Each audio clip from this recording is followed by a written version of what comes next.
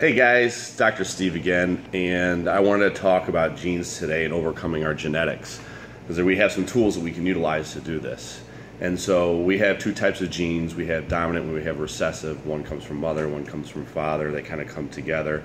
And if we have the dominant genes, we don't have any issues. If we have recessive genes, there's a possibility for some issues to occur here. So these SNPs make up, ACGT, which is the coding of our DNA. And out of that coding, if we have a heterozygous, it means we have one mutation and a possibility to have dysfunction within that DNA. And then if we have homozygous, which has both genes that are mutated, then we for sure know that there's a deficiency going on in there somewhere. Now, that may or may not be expressed at the time, and we kind of correlate with symptoms that we have going on.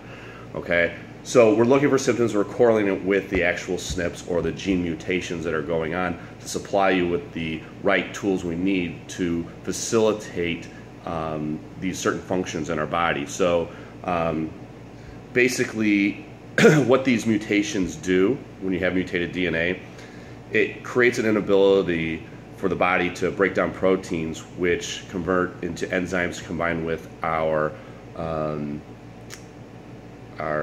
vitamins and minerals, right? So our cofactors and minerals. And so when that happens, this process occurs called methylation.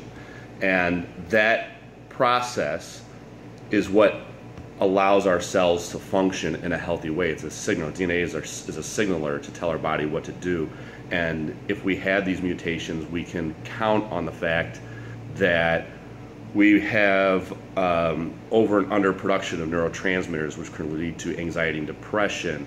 We have insufficiencies in the liver to detox, poor immune function, sick all the time, slow recovery, inability to build muscle, inability to make insulin, which we can utilize that, and inability to lose weight can even be from these genetic deficiencies. We have high zonulin levels, which affects our gut function, right? We have, if our gut's permeable, we're going to be sick, creates immune issues, autoimmune type issues. So we want to look at that through our genetics. We look at homocysteine, and what's going on with that. If homocysteine's high, then we know that we have a predisposition for heart disease. We can modulate that by supplying ourselves with the proper tools through methylation, okay? And if we do that, we make the enzymes occur, enzymatic processes happen that repair the DNA that keep us healthy, all right? So now we have high histamine that could be there.